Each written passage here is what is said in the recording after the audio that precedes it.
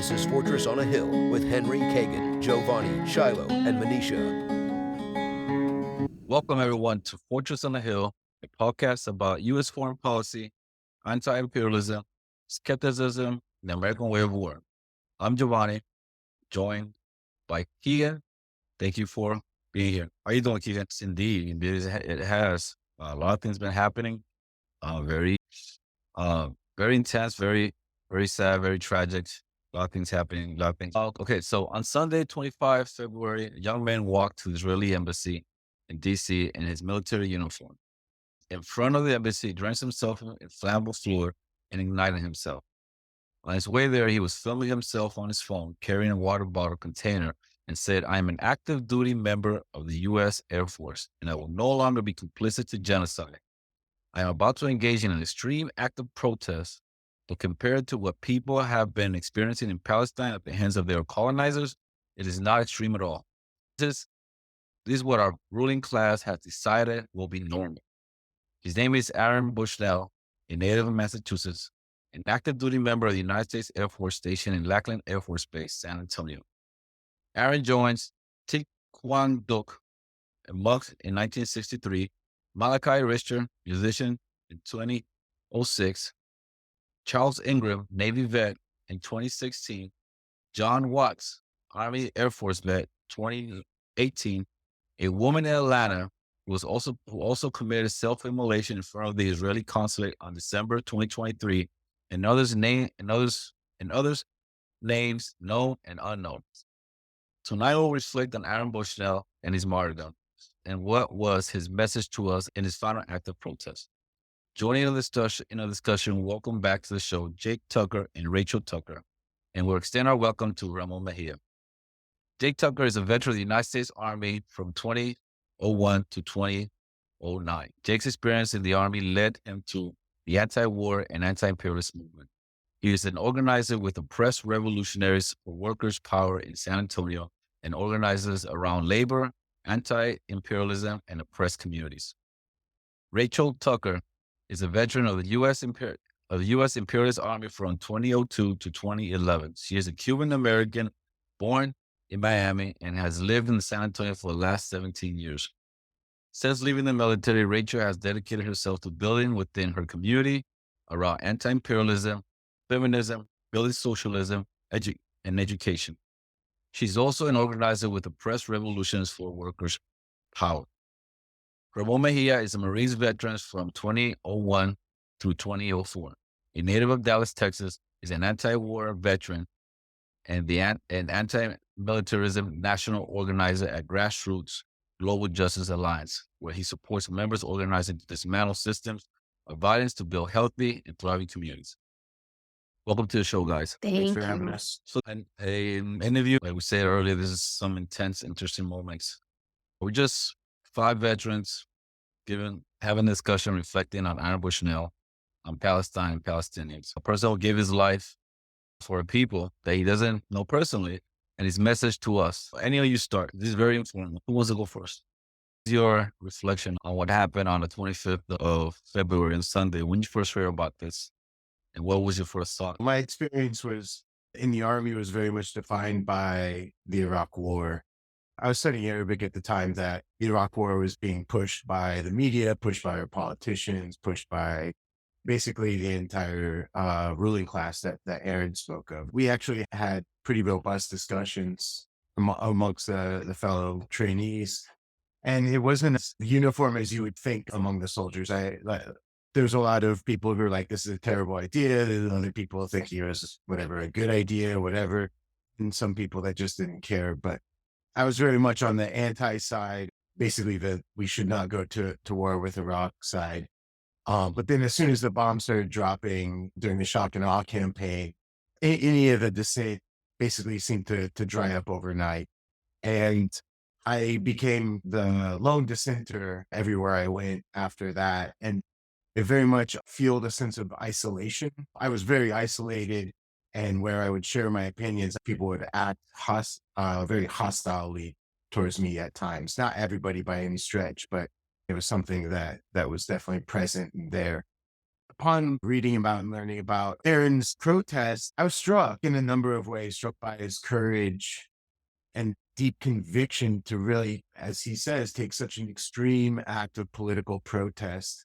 When I was in Iraq, that's when Chelsea Manning released documents to Week. And that's another thing that I thought of when I learned of Aaron Bushnell's protest, was thought about Chelsea Manning. Chelsea Manning was someone I hold in high regard for her courage and the subsequent abuse and torture she underwent while incarcerated, and then was actually incarcerated again, basically because she was sharing documents that the world needed to know about. And now that we know about them, it makes it harder for people to look away at the crimes that this country commits. There are acts of protest and acts of resistance that individuals take sometimes that are very easy to ignore, dismiss, and wipe away as just some disgruntled person, disgruntled military member, or as I would be called, like a shitbag or something like that while I was in.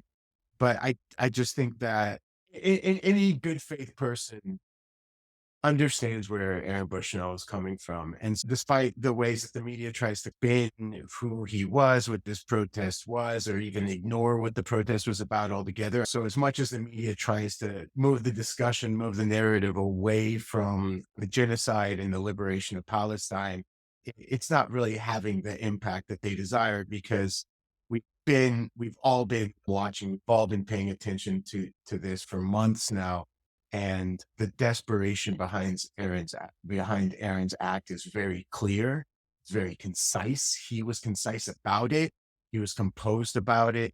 And it makes us all pay attention in a way that typical protests by individuals don't really reach that level. So I'll go ahead and stop there and see what other people think. Something that really frustrated me was just, yeah, as you mentioned, Jake, the way that the media has been portraying Aaron's actions. Some people are just not mentioning him at all. I think NPR also said his motives were unclear in their initial reporting. And I'm like, listen to the last fucking thing he said. Come on. It was a report that said that he was echoing pro-Palestinian protesters as he was being influenced by by bad influence. I don't know. Peer pressure. It was so frustrating to just see that they didn't want to tackle the question, because of course not. They're not paid to do so. But yeah, I just seeing the reaction around the world has been really interesting, especially what Arab folks have been saying. Very unsupportive of him and saying he's a martyr with everyone else. And I thought that was really interesting to see some really cool solidarity. Exactly. Even like President Maduro from Venezuela had a solidarity statement about Aaron Bushnell's sacrifice. It just speaks to the world, because this same past week, the U.S. vetoed for the third time a ceasefire resolution at the UN. And it's definitely not a coincidence where Bushnell's actions come in, his very courageous actions. And I first found out about it on Sunday, and I was like, is this real? And then finding out that, of course, it is completely real. And I was in just disbelief. The mental preparation that it takes to do such a courageous act, and to do it, like y'all had been saying, so concisely, so precise, so that people can't be mistaken, even if they would try to change the narrative. Like, he was very cautious about the words that he used, that he would not be complicit in genocide. And he identified as Air Force service member in his uniform, very symbolic to, I don't want to say the rest of the military, but if millions have been hitting the streets since October 7th, and this government and many local governments have chosen not to pull funding, not to sign ceasefire resolutions, have deployed the police to be violent towards protesters, have ignored genocide, have denied genocide from happening in Palestine. It is this very courageous and symbolic act of self-immolation by Aaron Bushnell that has, I think, taken it to another level, on top of the continued atrocities that are happening in Palestine, with today Palestinians in Rafah being massacred for while they were getting aid. They're starving and they're getting aid, and Israel took the opportunity to massacre them. And so it's like these actions that are out of our control is what I think led him, of course, to perform this very courageous and patriotic act, right? No, I appreciate what everybody has said, and yeah, just both mourn Aaron's and those that were closest to him that are hurting at this moment. I think for me, the initial shock, you go online. I don't even remember if it was something that I was like online and I saw a bulletin, or if it was on social media.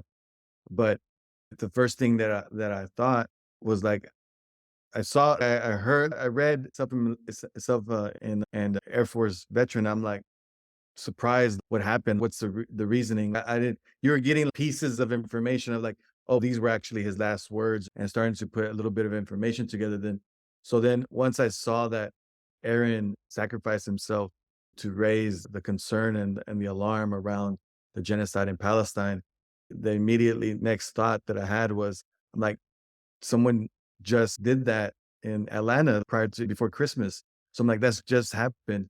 I was like, that's what I was thinking. Wow, that's been 2 people thus far. And just thinking in the role that I work at GDJ around the connection around militarism and the extractive economy, dealing a lot with climate change, that aspect and working within that sector, I recall like learning about someone that did self-immolation on Earth Day as a result to raise alarm around climate change. And this being like an anti-war veteran, being like knowledgeable about the legacy and the history that self-immolation has in the anti-war movement and the broader global movement against oppression and militarization and war and genocide and violence. That's Aaron's a part of that legacy. And I agree, just like how fellow comrades have said, he was precise in his words, that he was engaging in an extreme act of protest, but that compared to what the people were experiencing in Palestine is not extreme at all. You know, every day Palestinians are being killed. Every day Palestinians are being engulfed in the flame, just like Aaron got engulfed in the flame. And the ruling class, as Aaron said, the ruling class has made this norm. Like, it's normal.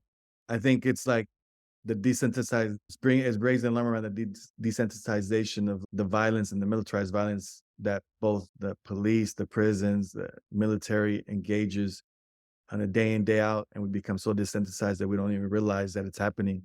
It's another person is dead, another 200, 300, 400, 500. They're just numbers to the wider public.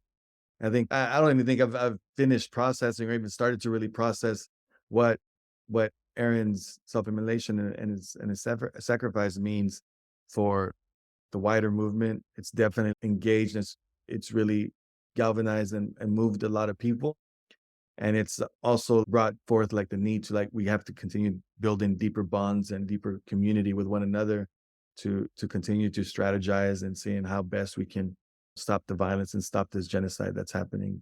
Yeah, it's something that I think I'll continue to process as the days and the weeks go ahead, because in this moment, it's like, how can we respond? How can we answer the call that Aaron put out? I think there's some good news on that front. I don't know if you guys saw, but the Michigan primary, over 100,000 people voted uncommitted, which is 10 times what they were hoping. And the mayor of Dearborn said that they were hoping to get 10,000, and they got over 100,000 people, which is like a 10% of people in all the counties, to say that, to make this statement and say, we don't support this and we don't support what you're doing. I hope that shows people, look, you need to do something about this, or else you're gonna lose. You'll lose Michigan. Yeah, absolutely. Yeah, I echo all of what you guys shared so far. Yeah, I'm still processing as well, but at the same time, it's disturbing, because it's disturbing in the sense that there've been other ethnic cleansings before. There've been other genocides before. There've been fictitious genocides that have been trying to weaponize to get people worked up to consent some type of military interventions. I can think of several. with where ruling class just blow up things that to try to get consent from people. Like for the minors thing, they're quick to call anything genocide. They're quick to call anything genocide.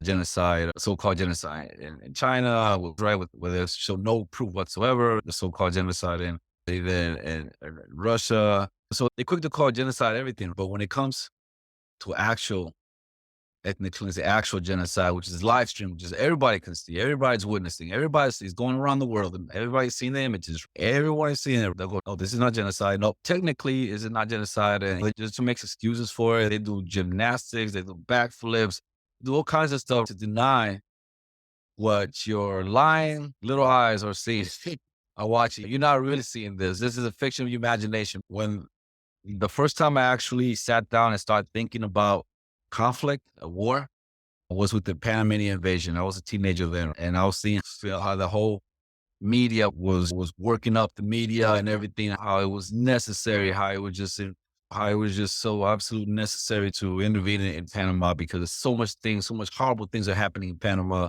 We just have to go. We just have to go because Noriega is like the next, is like Hitler incarnated. He was actually, I think Bush called him Attila the Hun. That's what Bush called him, Attila the Hun. So they worked up the whole mass population, right? We have to intervene. We have to intervene because so much horrible things is happening in Panama. And you saw the invasion in Panama. So that was the first time I actually sat down and think about what this all means with this, how they work people up, how the media work people up, how everything just pretty much connected and everybody just pretty much joined at the hip and everybody just pretty much echoing the same messages and whatnot, just to manipulate you, supporting something, right? This is the other way around. This is, they're downplaying things. They're downplaying it. They're using schematics. They're using technicalities. They're using all these big words and everything. They're trying to manipulate you into not seeing or telling you what you're seeing is not true. What you're seeing is Hamas propaganda, how the way they say it. Being deceived that you're crazy, that you're not. Go on with your life. Don't think about it. Nothing to see here. That's what's frustrating. And then when you bring it up, you gaslight it as if it's you that's messed up, as if it's you that is wrong. Won't you be like everybody else? Just look the other way. Just live your life. Just turn on the TV. Just do whatever. Don't look this way. Nothing to see here. Yeah, that's what's frustrating. Absolutely. Absolutely frustrating. And it begs the question. We go to protests, we email and talk, go in person, talk to our politicians, the people that say they have the power, that speak in our name. But we're the people are the ones with the power. And the people, every time we get together, it is an impressive force. But what I really wanted to mention is that he was from San Antonio, not from San Antonio, but stationed in San Antonio, like where we're at, where Jake and I are at. And yesterday, we organized a little group of anti-war vets and we went and spoke before city council. And it was pretty powerful because San Antonio is called Military City, USA, and it glorifies the military just like the rest of the United States does. And the roll call, where all of our previous ranks and last names were called, and then Aaron's name was called 3 times. And you would look at the faces of the city council people who have been repeatedly every week. People have been coming every week, people demanding that they pass an actual permanent ceasefire resolution. And they were just shocked. They were shook. You could tell that they were paying attention. They were actually looking. One of them started to tear up. And so it's us vets we carry the mirror up to the face of the people that always glorify the military and veterans and all of this. And we each basically told some parts of our story, and our good friend Jules Vaquera sang part of a song that's called War Criminal from our own experience. And it was really powerful. And we do what we can and we'll continue to go out and protest.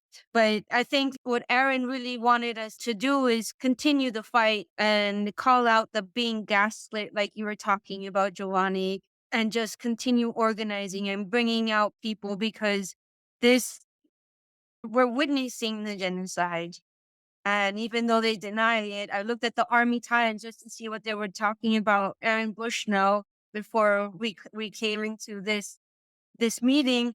And essentially, they just covered the facts and then said, some have said that Israel is committing genocide. So just leaving it up into the possibility that it's not. And it's just disgusting. One kind of quick thought I wanted to come back to as I was listening to other folks talking. I think it's an open question right now. What's the response for other active duty military members going to be? I mentioned just when I opened up the impact that Chelsea Manning's courage and leaking of documents and all of that had on me. I was already a dissenter, but I remember thinking, like, actually, Chelsea Manning worked a job that was not all that dissimilar from a job I was working. I was intel as she was. And it opened my eyes up into like how one can resist rather than just be so angry. And I'll just call it what it was for me, like nihilistic about everything. Like I was just hopeless and nihilistic. People with the strength and the courage to move something forward. And I don't think you're necessarily going to see protests or whatever in the form of Aaron's per se, but I do think, at least it's my hope, I can't say for sure, but I do think the armed forces, like members of the armed forces, are going to have already taken notice. It is impossible not to take notice. And many of them, I couldn't give you percentages, numbers, or anything like that, but many of them are like having extremely complicated thoughts and feelings about what they are complicit in. And Aaron named what we're complicit in, right? And then stood up and had the courage to do something about it.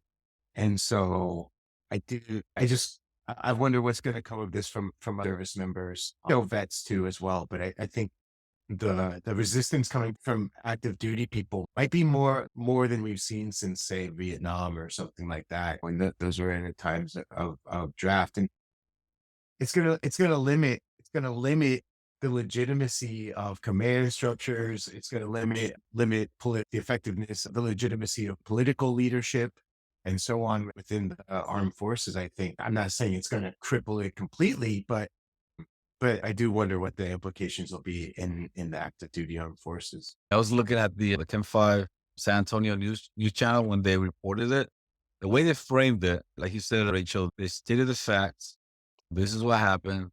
And then they quickly went to some Air Force spokesperson in uniform. And he was saying that it was something about this tragic, this, that. But they initially, but the way they moved this, the way they directed, the issue was towards suicides. You know how there is a crisis, and you don't hear much about it anymore. But I remember back during the height of Iraq, when Iraq, dwindling down, they were talking about the crisis of veteran suicide. 22 veterans take their lives a day, etc. Right. So that's the way that the news clip from Ken 5 started going towards suicide. And at the end, the person who was the reporter, she talked about the suicide hotline. If you're having thoughts of harming yourself, or you having thoughts of this and that, call the suicide hotline. That's how she finished her report. But by guiding the conversation towards suicide, pretty much it takes away from the intent of Aaron, what Aaron was intending. It takes away, and they shape it, frame it as if Aaron was dealing with some mental health issues versus what was the actual message that Aaron was trying to convey. I've seen in other posts saying that when I saw a post somewhere, or it was from one of the articles I read about Aaron, saying that we're often called heroes when we go out, and to wars and die and kill for some military objective. We're called heroes. But when we give up our life for a cause, when we give up our life for justice, our mental health is put in question. So something to that effect. I think it's that someone cannot be radicalized to take extreme action. It's only ever seen as irrational when someone is taking extreme action, when it's done on behalf of the government and its foreign policy. It's seen as rational. And I think I think still processing and still thinking, but it's important that for folks to acknowledge that Aaron wore his uniform not out of a sense of obligation to the military or an honoring of the military. That was his resignation. Not only was that his resignation, but because in U.S. society and because of the way that war is propagated and sold to the public at large invisibilizes the harm done to Black and brown and poor people around the world of the wars that we wage. So it's invisibilized. Palestinians are being bombarded and sieges laid on them and being killed every single day, and the public goes on. So I think that image, you don't have to know Aaron, but an image of a young white American troop, you see the fatigues, you see the uniforms, and they're in flames. It's going to stop you, and you're going to have to like assess and process like what you're actually witnessing.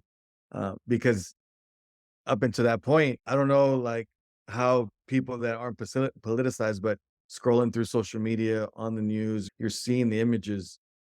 Palestinians are showing you the image of the suffering that they're enduring, and people go on their day to day.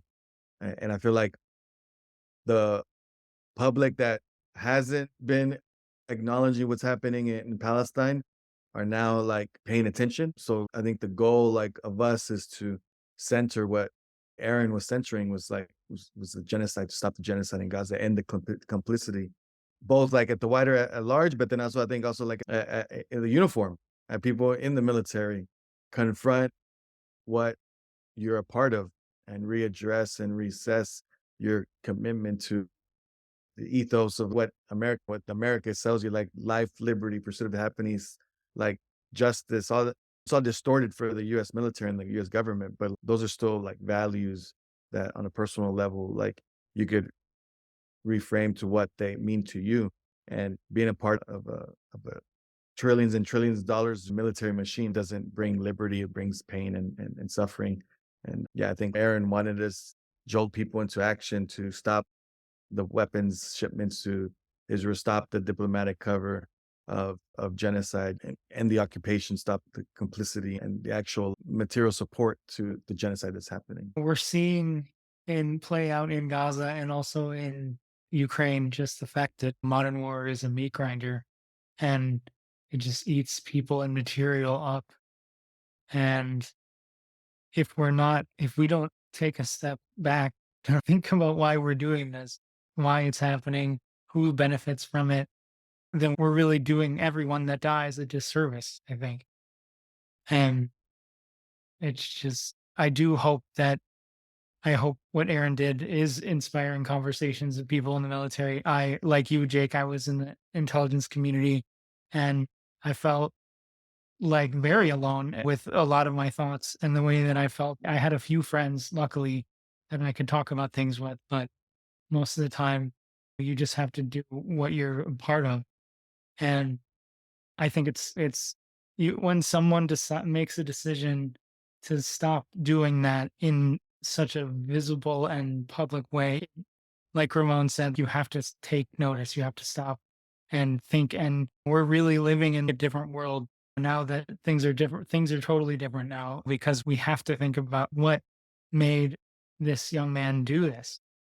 And a lot of people, like you said, that are not politicized have to think about things and have to wrestle with some cognitive dissonance and maybe some uncomfortable feelings about what the military is and what we're supporting with our dollars and our money. And I just think that I do hope that it sparks some people thinking about doing something else or finishing out their contract and just being like, okay, I'm done. Hopefully it does. One of his posts on his social media stated, many of us like to ask ourselves, what would I do if I was alive during slavery or the Jim Crow South or apartheid? What would I do if my country was committing genocide? The answer is you're doing it right now. Just like Jake was talking about how since October 7th, folks here in San Antonio has been going to city council every Wednesday, bring it up to our city council members. Because just to give context of what Jake mentioned, San Antonio is the sister city of Tel Aviv. It's a friendship city of Tel Aviv.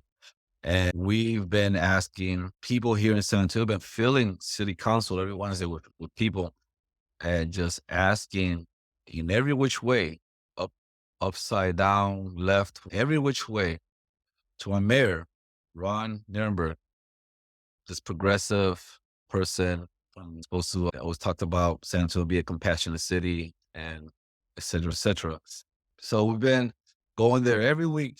Every people taking off their time, people getting off work early just to go to city council every day at 5, every Wednesday at 5 it starts. To ask them any which way to drop a simple act, just to drop the friendship city status with Tel Aviv. That's the simplest thing you can do. And people there, people tell their narratives. We have Palestinian people talking about how people are trapped in Gaza, they can't leave. And we have a Jewish person come up there as well saying, I'm a Jewish person and they can't do this in my name. And they're manipulating us. And we want you to end this friendship, this friendship city with Tel Aviv. And nope, that's his answer is no. He's supposed to be this progressive icon here in San Antonio.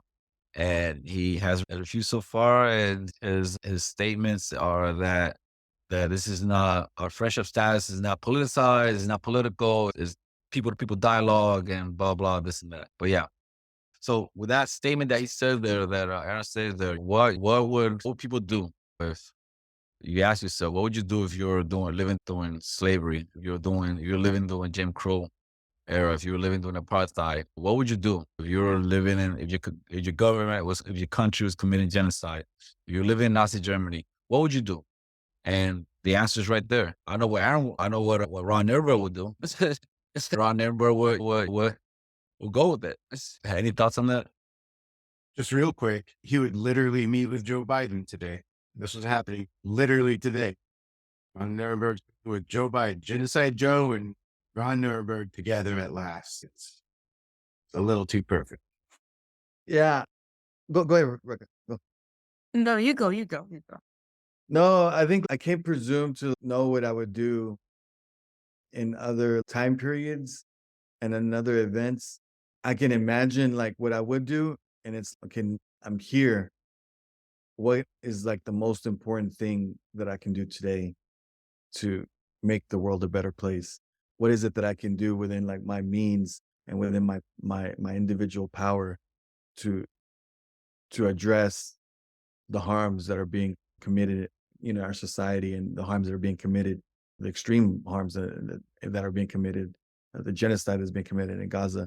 But I'd want to say and try and answer that question that I would want to do any and everything within my means to make it stop, right? So I agree in y'all when y'all are sharing about every Wednesday going to city council, and it's happening here in Dallas too. I've sent emails to specific council members, both veterans.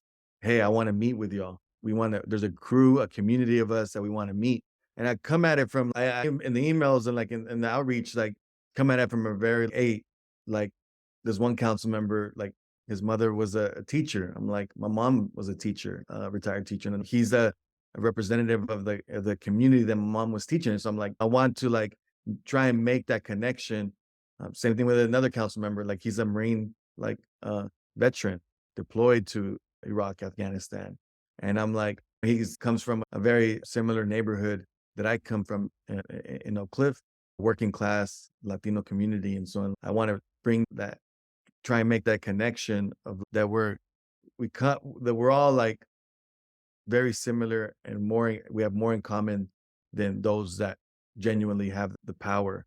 And I feel I don't want to beat my head against the door and being like, continue to go and do the same thing over and over and over again and get no response.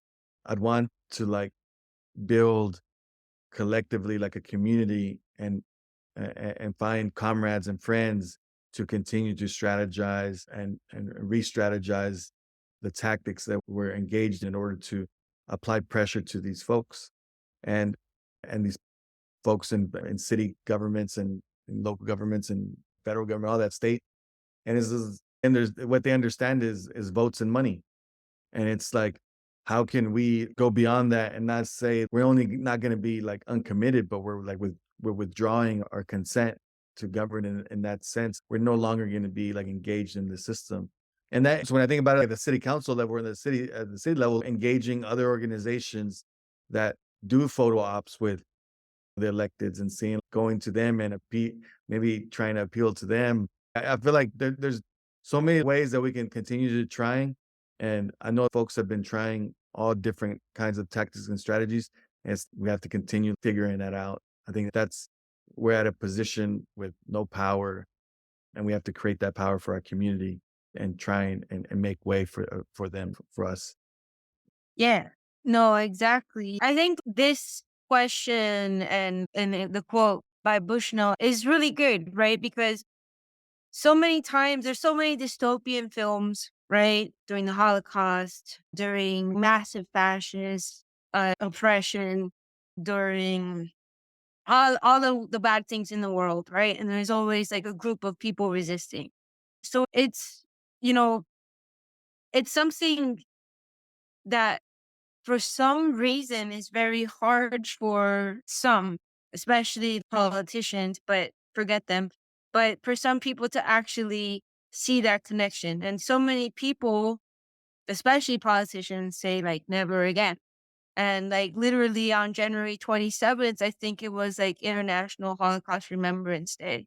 And there was a genocide happening in Palestine. And I think essentially we can ask the question, like, where would the same thing, like, where would we be during the Holocaust, right? But in Jim Crow South and apartheid, there's a racial question too, which I think you mentioned earlier, Ramon, that the racism, of course, comes into this who is human and who is not, unfortunately. And us that have been out in the streets, that have been protesting, doing whatever we can, know that that's a bunch of bullshit. That's imperialism. And so I think one of the things that is really important about this question is to talk about agency. And like you were talking about, Ramon, like the different ways that we can activate it and practice it, right? Because I think like once when somebody comes to consciousness and they're like, I need to do something, I need to get involved. They try out all sorts of ways of getting involved, of protesting, of speaking out. Many of us did it within the military. We finally found our agency and fought back within it. I think those on this call, we know what we would do because we're doing it, right? And I think essentially the power is in the people. And the more that's what we have to focus on is keep organizing the people, keep making those connections of how essentially the money that is used to drop bombs on our brothers and sisters in Palestine and elsewhere, but mainly in the genocide that's happening in Palestine right now, is our tax dollars, right? And what can that be used for instead of that, right? All the basic needs that we are lacking for here. And I don't want to make it sound like it's all about money, but it's about like people power, right? And how we're able to together collectively use our agency to fight for the things that we need and want and deserve, which is to stop. It's our duty to end imperialism within the United States, within the ability of the beast. It's our duty to ensure that the rest of the country self-determines and the rest of the world self-determines and within the country as well. And I just really love that question that Aaron left us with, because it pushes us to be better, to do better and do more and more effectively. So let me ask you something. So the people I mentioned above, all in the intro, all minus, I believe, two people, all of them use self-immolation as a form of protest in different eras. The earliest one here in the list that I mentioned above was in the Vietnam era. The other ones were during the wars in the Middle East.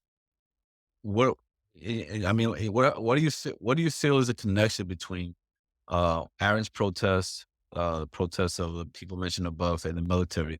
I'll give you where I'm going with this, because I recall, now we have social media, right? And social media, like I said earlier, we're witnessing the first genocide, ethnic cleansing in history, where it's being live streamed, where everybody can see it. In the past, people didn't have that luxury. In the past, I remember when we deployed to Bosnia, for example, the majority of the American population didn't know what was going on in Yugoslavia. We were briefed by, I forgot, the intel people came and briefed us on what was going on before we deployed, and that's what we relied on. That's the only thing we relied on. We relied on what was given to us, and that's how we made sense of what was going on. But today, we have the ability to catch them in their lies, which before we didn't. We'll find out years later that they lied to us, like the what happened in the Vietnam with, what was it, the Tonkin, what was it called, Tonkin? What was it? The pumpkin, yeah. Yeah, the turned out it was a lie. But now we can catch them in their lies in real time. What is this doing to the military? What do you think? What's the effect you think is doing to the rank and file of the military, in your opinion? Can I combine the last topic, this one, a little bit here? Is that cool? Let's go. Sure. So I think there's an incredible amount of depth to the social media posts that we're talking about. While we met Aaron briefly, I didn't know Aaron enough to say exactly where he specifically was going with this. But if you look at what he's talking about, right? If you were alive during slavery, during Jim Crow, during apartheid, during a genocidal period of your country's committing genocide, right? And you're doing it now, right? The examples that's out there are actually very long struggles. These are not struggles that we might get taught a little bit in our books. There's a thing called Jim Crow, and it was terrible, and MLK came along, and boom, then we had a Civil Rights Act, and now the U.S. is not racist or something. But we know that these are very long struggles, and also we've never completely overcome these struggles either. These struggles are still here with us today, and their legacy lives, of the struggles and of the oppressions, of the horrors of these oppressions, live with us today. And there's a broader question of, okay, so how do we end these things? I do think, yeah, while social media moves information quicker, it also moves confusion quicker at the same time. And so as we were talking about at the top, don't believe your lying eyes, believe the government, believe the media, believe believe a social media post, believe this, that, the other thing.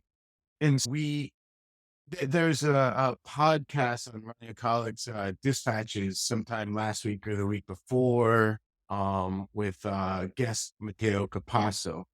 I don't remember exactly what the name of the episode was, but anyways, anyone can look at it. And it was talking about one of the things that it was talking about, among many other things. It's a great episode. The guest Mateo was talking about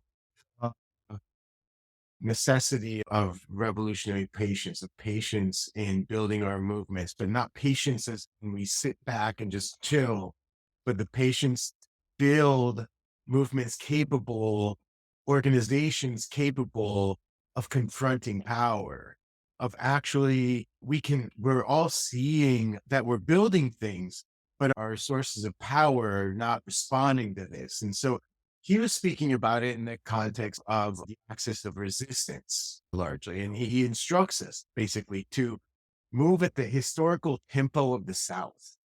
And so what does that mean, to move at the historical tempo of the South?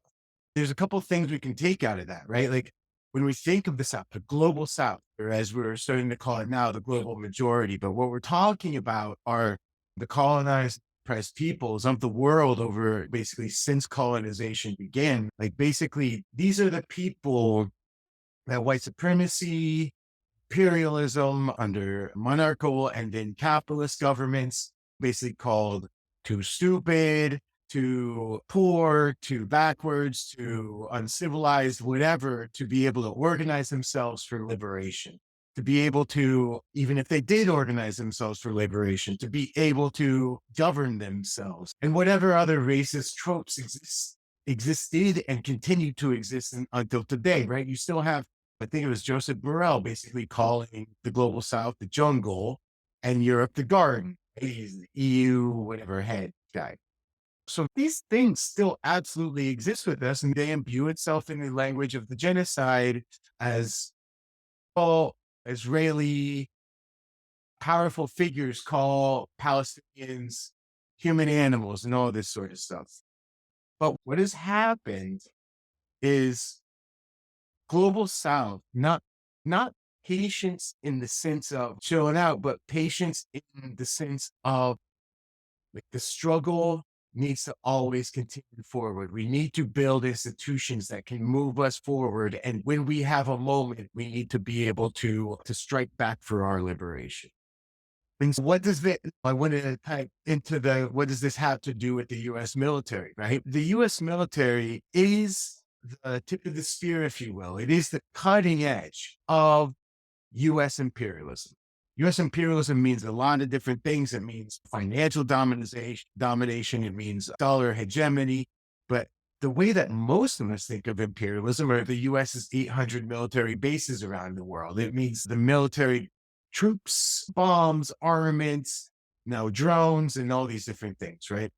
But one thing that's very clear, at least basically most of my entire adult lifetime, is that the US can have every advantage in terms of monetary expenditure, in terms of the highest forms of technology, in terms of being able to control the narrative with social media, mainstream media, and so on, and all these different advantages. But the thing that it cannot do is win wars. And we've been at war in the larger theater of what's called the Middle East, West Asia, for decades on decades. And in many of the sub-theaters of that larger theater, what we are seeing is the US and their allies continue to lose, just continue to lose. Look at who the axis of resistance is.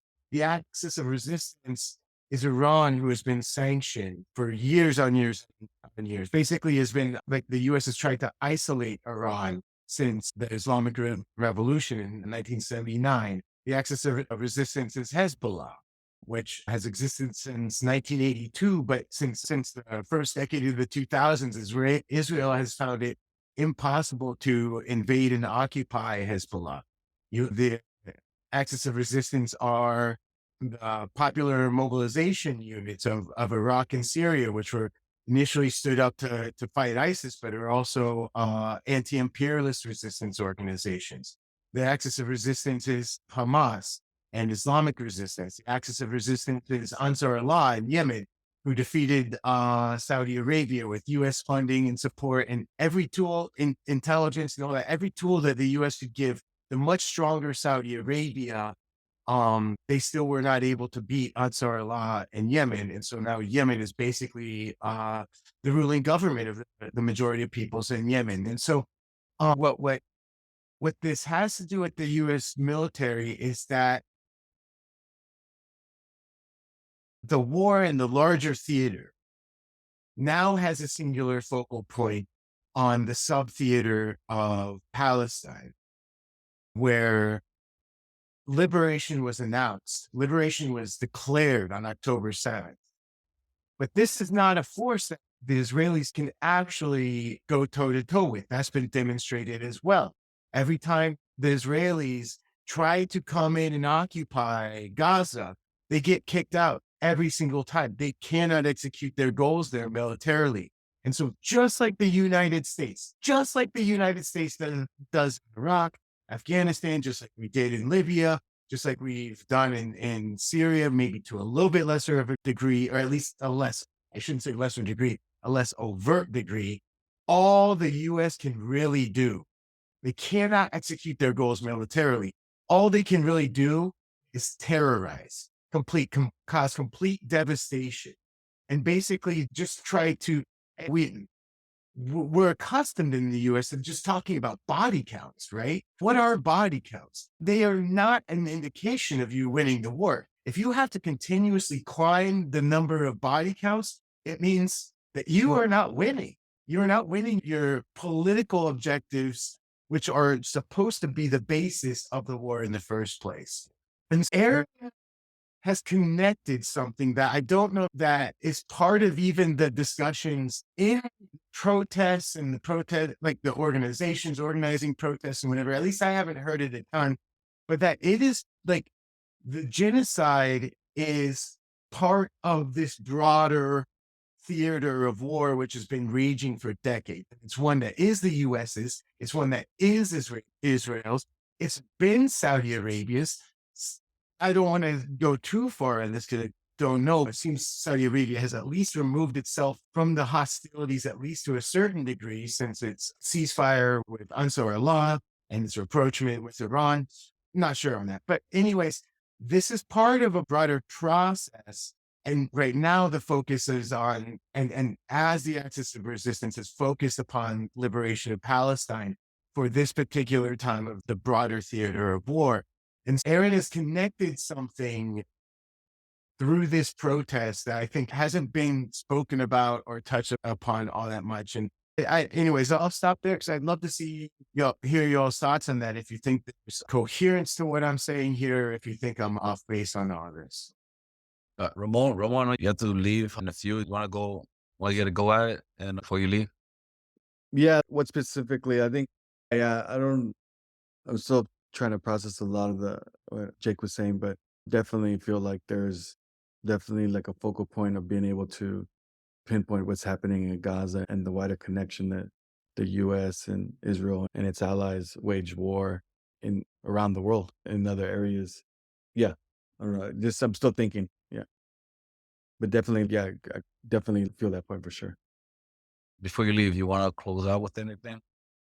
Oh no, I can wait to hear a little bit. I have 5 minutes or so, but definitely I wanted to just real quickly appreciate being able to share space with you all and be able to think through and process this moment and where we're at, and being able to lift up Aaron's life and really stern politics and vision for what we needed to do into action. And just look forward to continue like those combos and continue to deepen for sure. Anyone? Thank you, Ramon. Anyone else want to add to or comment on what Jake stated? I can go. I think it's really, since you put it like that, where it's like Aaron was hitting at something in terms of a bigger, like macro look at the whole, like the war and the genocide and like the future. Actually, not future, because it's happening. Aggressions on Yemen, on Hezbollah, on Syria, even on the U.S. bases that should not exist in Iraq still, but they do. And so I think I saw in the news that essentially he was also privy to information about deployments, Air Force deployments to the Gaza Strip to hide in the tunnels or clear tunnels or whatever they do, whatever the Air Force can do in the area. And I think there is a lot of things that we as general public are not privy to, that the Pentagon decides and moves and shifts military members, icons, for their goals or for their main access to the Middle East, which is Israel, their partner. And so I think it's a bigger conversation, right? And I think we can probably dedicate the whole show to that. And it's important because it is geopolitical politics and it will affect us all in so many ways. I did want to mention, obviously, the military has been in a recruitment crisis for some time. And then also that the soldiers that have been deported to the border are also struggling with that emotional and weight, right? The moral injury that comes with a lot of soldiers being Black and brown, where their parents, maybe they're first generation immigrants. And then I think one of the first time I noticed a big shift was when during the Black Lives Matter protests, where the uprisings against police brutality happened in 2020, soldiers were used against ourselves, against their own people. And I think more and more the conflict between what the military is supposed to do according to the ruling class and what they talk about that it is super duper exposed. And more and more us working class people that join the military are just like reaching a point that it's impossible. Like the bright blood doesn't work anymore. I hope that makes sense. Thanks so much, y'all. I'm gonna jump out. I appreciate y'all. Thanks. Thanks, Ramon. Thank you for your Thank you, time. Ramon. I don't want. Yeah, going back on what Jake was mentioning and the connection that Aaron made with this whole deal. I think you mentioned it. Jake and I met Aaron briefly about 2 years ago, and we were actually at a rally. I think Jake was leading it. Weren't you organizing that rally for a local kid? I believe he was 16 years old that got shot by the police in McDonald's while he was having a hamburger with his girlfriend, and the police just pulled him out of his car because the day before, Eric Cantu, yes, his name was Eric Cantu. The day before, something happened between him and that police officer. The police officer recognized them in the McDonald's and decided to I don't know, arrest him or whatnot, and tried to drag him out of his car and pulled his gun and shot him. I think he shot him several times, actually. He shot him and the girlfriend. He survived, but going back to so Jay, I think you were organizing the rally in front of the McDonald's where he was shot at. And I was wearing my About Face shirt or IVAW shirt. I can't remember which shirt I was wearing. And we were just talking, we was wrapping up, was cleaning up, was wrapping up all the cables for the PA system that we're using and everything. And then this kid showed up and started talking to us. My shirt caught his attention. And he was talking to us and he told us that he was Air Force and he's been in San Antonio X amount of time. And then we just started talking and he asked us, where's that? He liked our shirt. I told him, yes, it's a Veterans Organization shirt, About Face, Veterans Against the War. I told him to look us up online. And there's a few of us here in San Antonio, et cetera. And that was it. That was a straightforward conversation. We never saw him again after that, but that was like 2 years ago. And I was reminded by that actually Tuesday? We met Tuesday. Rachel reminded us of that recent encounter that we had with him. Yeah. Going back to what Jake was saying, I think, Jake, you are correct. The Israel and the United States, both Israel, because this is not an Israeli genocide. This is an American Israeli genocide. Because Israel would not be able to do what it does without the financial support, without the diplomatic support, without the political support of the United States. Israel is a country, I think, is about 6 million people, Israeli citizens, right? There are more people that live in Israel, right? But the Palestinians that live in Israel, or the Palestinian that lives in Palestine, occupied Palestine, which Israel controls, they're not Israeli citizens, right? So Israel control their lives. There are about 5 million of them, and Israel control their lives, but they have no citizen rights. That's why Israel is an apartheid state. But Israel is losing credibility, is losing tactically on the ground, is losing diplomatically around the world. They used to beat us on the head with telling us that criticizing Israel we're anti-Semitic. But that's not working anymore. It's not working anymore. So they're getting more aggressive. They're getting more aggressive on media. They're getting more aggressive on shut us down in media, on attacking our protests and everything because the old saying is the emperor has no clothes. They're in it naked right now, both Israel and the United States and Great Britain and the EU. The whole West right now it's in the nude right now. Everyone can see for what they are. The West has been dictating to the global majority for years now. You need to do this, you need to do that, human rights this and human rights that, and this and that, and blah, blah, blah, blah, this and that, right? But right now, they have nothing to fall on. Right now, everyone is seeing this. Everyone is seeing what's happening. And everyone is seeing that the West is getting out of their way to justify what Israel is doing, to protect Israel, to criminalize those who attempt to bring that out or who protest what Israel is doing. People have lost their jobs. People have been fired. I think they have laws in Germany and France where they made it illegal to display Israeli Palestinian flags, Palestinian symbols. I think you get fined. I think that was in Great Britain or the UK where people were using parachutes, little parachute figures and stuff like that and they were getting fined for that because they were quote unquote supporting tourism for flashing those things. So the world is seeing how repressive the West can get once its credibility is put on trial.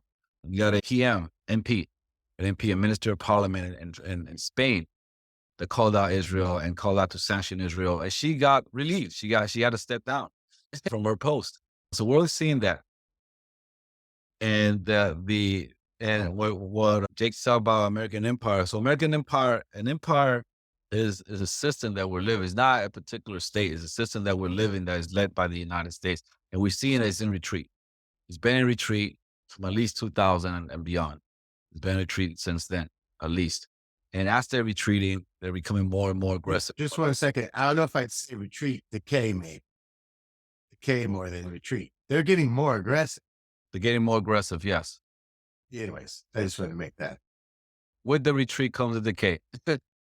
Or with the decay comes the retreat. Okay. Yeah. Rachel talked about the bases that are still left in Iraq. And right now, Iraq parliament voted in Iraq a few years ago that those bases got to go. The base is still there. And then right now they're doing it again. They're telling parliament in Iraq saying, you have to leave. You have to pack and leave. There's American bases illegally occupying Syria. We just saw a few weeks ago with 3 American soldiers were killed in Syria. They said it was in Jordan, but they was in Syria. That they were killed because they're not supposed to be there.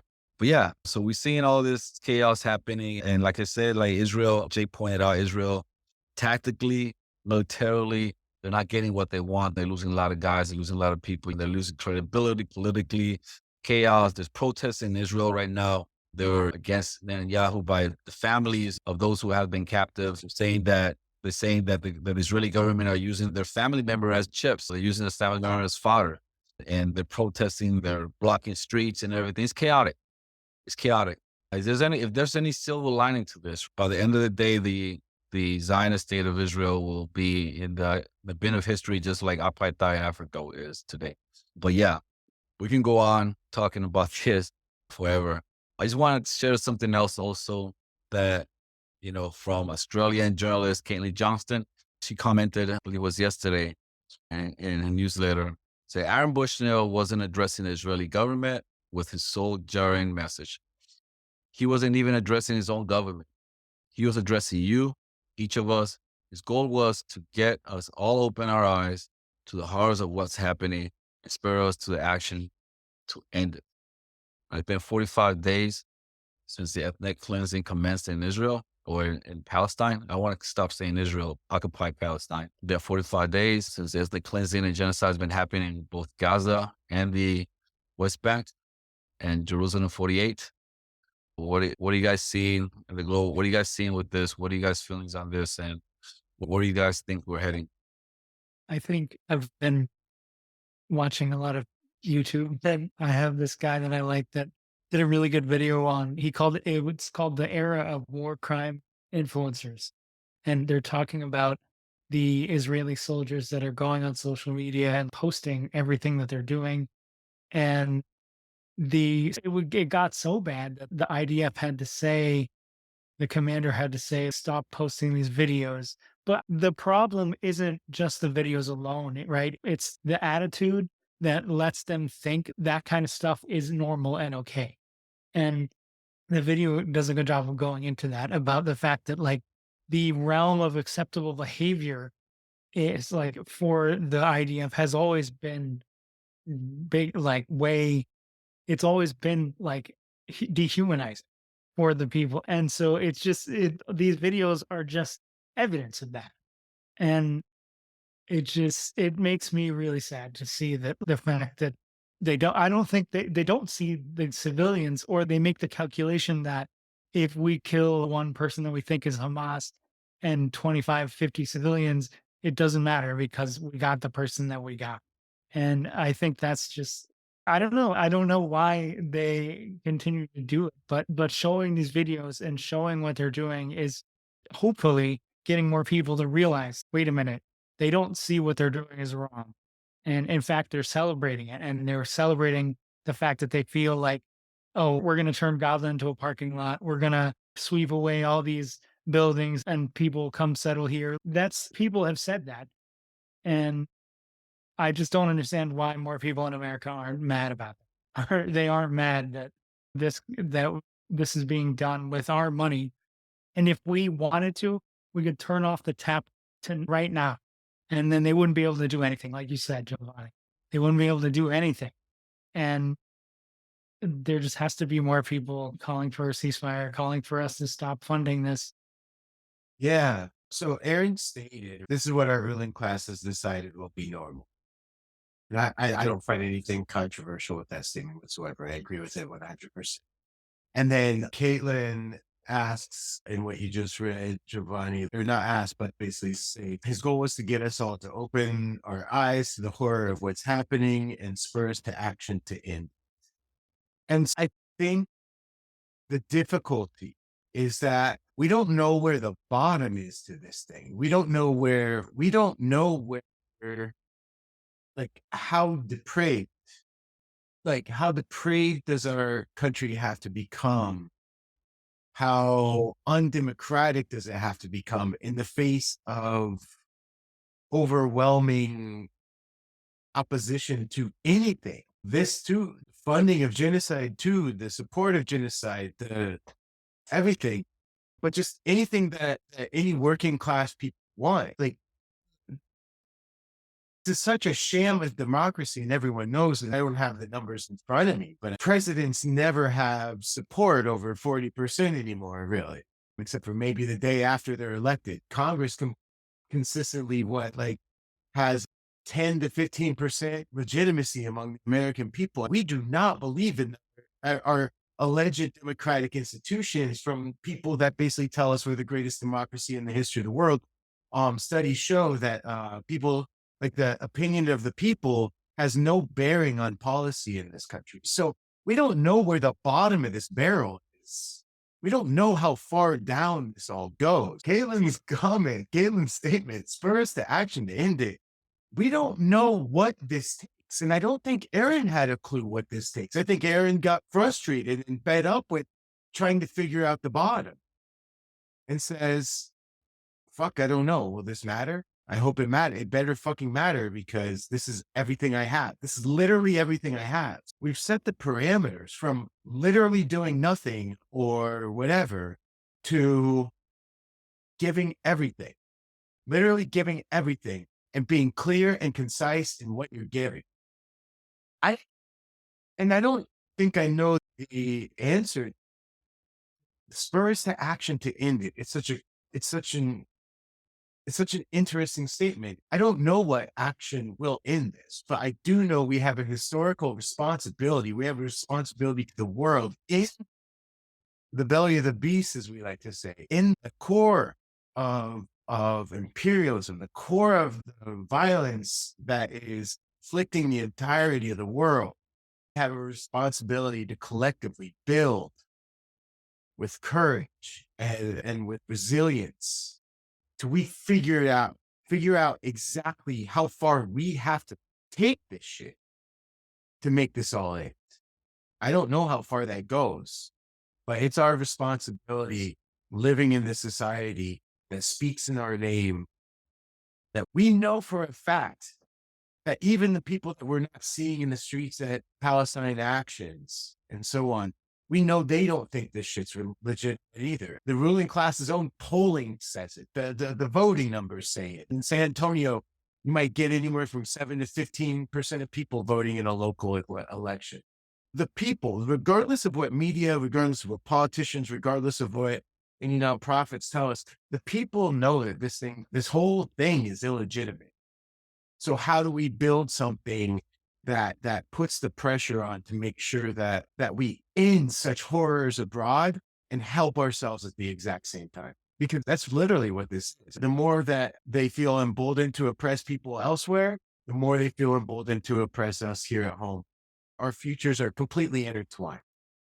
And the more that we can come to that recognition, start organizing around shared struggles in our workplace, in our neighborhoods, in our cities, in our counties, states, nations, and internationally, the better off we're going to be, and the stronger movements we're going to have. We're going to be able to build and put pressure on exactly those things that both was calling out and that Caitlin's calling out in this statement. Go ahead. Go ahead, Rachel. Go ahead. No, I was just gonna say, awesome. No, I like agree completely, and I was gonna say a lot of those things because I wrote down like the question, what goes into ending it, just like you were talking about, Jake. And I wanted to bring up the quote, right? If Gaza dies, we all die, and the whole chant by the millions, by the billions, we're all Palestinians. It is our interconnected struggle, right? And Jake was saying the legitimacy of the United States worldwide has plummeted, has been plummeting for decades, and especially now. And so, what does that mean for the United States? And it means it's a beast that's lashing out, and it's lashing out internationally, and it's lashing out towards its own people by basically using all of our resources to maintain the little legitimacy it has around the world through war. And it's but here in San Antonio, more than half of the city budget is going to SAPD and just quote unquote public safety.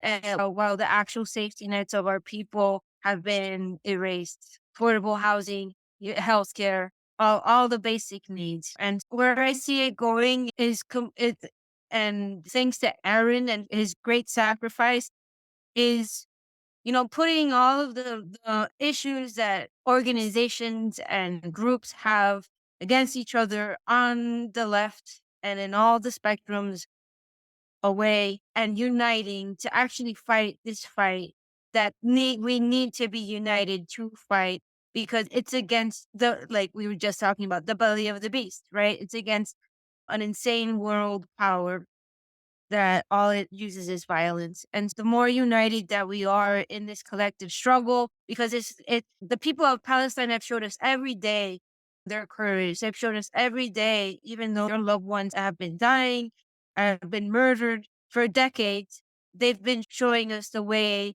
to victory, right? And we have to learn from them. We have to learn how to organize and have to learn how to be self-sufficient and push forward and be bold with our actions, right? March 2nd, it's an International Day of Solidarity with Rafah. Find your protest on March 2nd, join it, join organizations, and just do all that you can to not just for Palestine, but to end imperialism once and for all. And Rafah is that, just for listeners, I know Rafah is southern Gaza that borders with the Sinai Peninsula of Egypt, where the Israeli early on told the Palestinian people to go because that would be a safe zone for them to abandon the north, to abandon the center, and just go to Rafah, which is roughly almost 2 million people there right now in Tent City. And now the Israelis are threatening to invade Rafah as well. So yes. On that note, I think it is a good place for us to wrap up for tonight. Thank you so much for coming to the show and sharing your time and thoughts with us. Any last comments before we depart? Thank you so much for having us, and Free Palestine. Free Palestine. Thank you so much for having us. Thanks. Free Palestine. Free Palestine. All right. Thank you all for joining us tonight. Hope to see you guys again. Please follow us in our social media and Twitter, Facebook, YouTube. Hit share on Facebook and share us with your friends. Take care. Money is tight these days for everyone. Penny pinching to make it through the month often doesn't give people the funds to contribute to a creator they support. So we consider it the highest honor that folks help us fund the podcast in any dollar amount they're able. Patreons is the main place to do that. In addition, any support we receive makes sure we can continue to provide our main episodes free for everyone. And for supporters who can donate $10 a month or more, they will be listed right here as an honorary producer, like these fine folks. Fahim's Everyone Dream, Eric Phillips, Paul Appel, Julie Dupree, Thomas Benson, Janet Hansen, Ren Jacob, Scott Spalding, Spooky Tooth, and Helgeberg. However, if Patreon isn't your style, you can contribute directly through PayPal at paypal.me/Fortress on a Hill. Or please check out our store on Spreadshirt for some great Fortress merch. We're on Twitter and Facebook.com@FortressOnAHill. You can find our full collection of episodes at www.fortressonahill.com. Skepticism is one's best armor. Never forget it. We'll see you next time.